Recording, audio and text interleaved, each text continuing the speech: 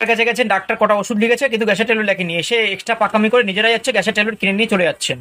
তো জানেন গ্যাসের ট্যাবলেট খাওয়া প্রতিদিন কত খারাপ?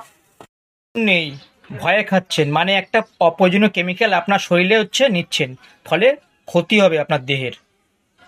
গ্যাসের ওষুধ খাওয়ার জন্য অনেক টাকা খরচা হচ্ছে, কারণ গ্যাসের ওষুধের দাম প্রায় কোনোটার দাম 10 টাকা, কোনোটার দাম 15 টাকা, কোনোটার দাম 5 টাকা, কোনোটার দাম 40 টাকা। তো আমি ধরে নিই যদি আপনি 10 টাকা করে প্রতিদিন খান তাহলে মাসে 300 টাকা, বছর হচ্ছে 3,600 টাকা আপনি লস করছেন।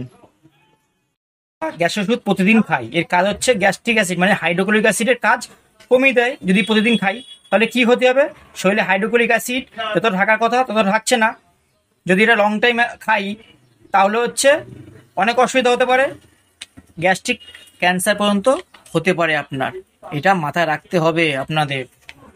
তারপর এই যে শরীরে যে স্ট্রং অ্যাসিড থাকে আমাদের হাইড্রোক্লোরিক অ্যাসিড, এই অ্যাসিড জরুরি, কারণ খাবারের ভিতরে আমরা যখন খাবার খাই অনেক ব্যাকটেরিয়া চলে যায় ভিতরে।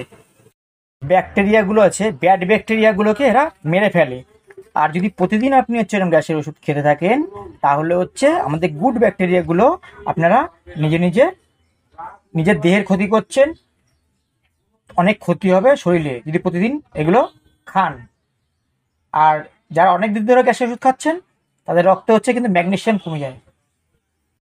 সবাই জানি যে ম্যাগনেসিয়াম হার্ট ও কিডনির জন্য খুব ভালো। তাহলে যারা যদি এই গ্যাসের ওষুধ প্রতিদিন খান তাহলে তাদের একটু হার্টের প্রবলেম হতে পারে, কিডনিরও প্রবলেম হতে পারে, তাই তো?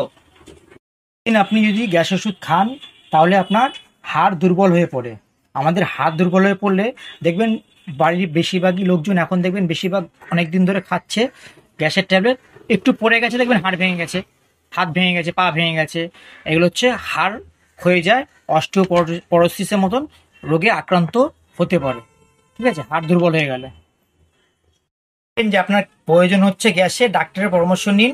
হুটহাট মুড়ি মুড়কির মতন প্রতিদিন গ্যাসের ওষুধ খাবেন না। যদি ভিডিওটা ভালো লেগে থাকে তাহলে অবশ্যই লাইক করবেন, কমেন্ট করবেন, শেয়ার করবেন। ধন্যবাদ।